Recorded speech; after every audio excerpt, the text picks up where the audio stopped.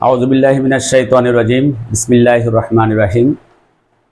মহান রব্বুল আলামিনের কাছে শুকরিয়া এবং কৃতজ্ঞতা জ্ঞাপন করছি।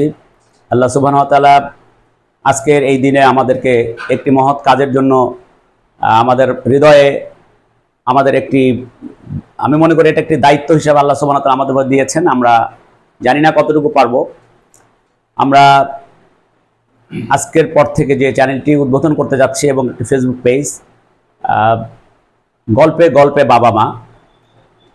সত্যি কথা বলতে আসলে বাবা মার কথা বলতে গেলে গল্প, বাবা মাকে নিয়ে আসলে গল্প হয় না, এটা গল্পের অনেক ঊর্ধ্বে।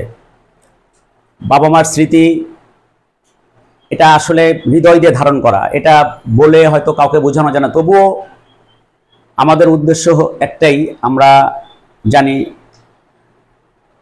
বাংলাদেশ পার্সপেক্টিভ না, সারা পৃথিবীতে মায়েদের বাবাদের জন্য আশ্রম তৈরি করা হয়।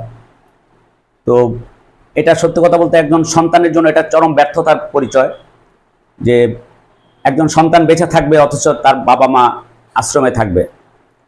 যদিও এটার সংখ্যা খুবই সামান্য, আমি মনে করি বাংলাদেশে প্রায় 20 কোটি মানুষ, আমাদের আশ্রম সংখ্যা কি খুব বেশি? নিশ্চয়ই না। তার মানে আমি ধরে নিতে পারি বাংলাদেশে বাবা মায়ের প্রতি দায়িত্বশীলের সংখ্যা অনেক বেশি, ম্যাক্সিমাম। তাহলে লিমিটেড কিছু মানুষের কারণেই আমাদের এই আশ্রম বা এই টাইপের জিনিসগুলো তৈরি হচ্ছে, বৃদ্ধাশ্রম বা অন্যান্য আশ্রমগুলো তৈরি হচ্ছে।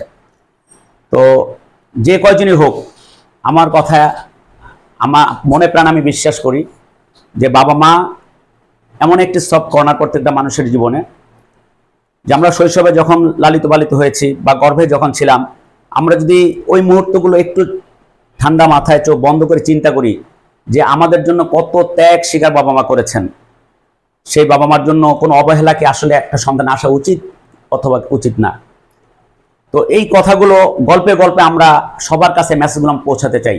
আমরা এখানে যারা আছি, আমি বিশ্বাস করি প্রত্যেকেই বাবার প্রতি শ্রদ্ধাশীল এবং দায়িত্বশীল। আমার বিশ্বাস, আমি সবাইকে চিনি, ছোটবেলা থেকে অনেককে চিনি আমি, যারা তাদের বাবার প্রতি সম্মান, শ্রদ্ধা, ভালোবাসা কারোরই কমতি নেই।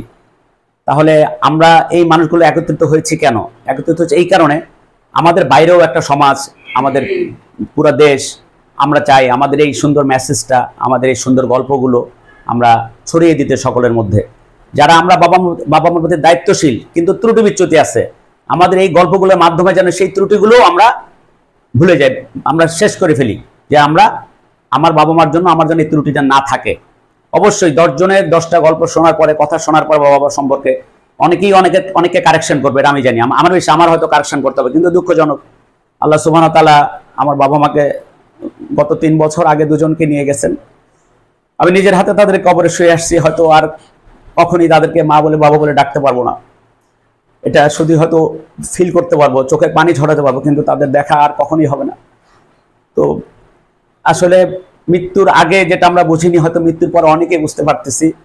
তো আমি চাই না কোনো সন্তান মৃত্যুর পরে তার বাবা মাকে এভাবে ফিল করুক। সবাই যেন বেঁচে থাকতে তাদেরকে তাদের অধিকার, তাদের প্রতি তার দায়িত্ব, এগুলো যেন যথোপযুক্তভাবে পালন করতে পারে।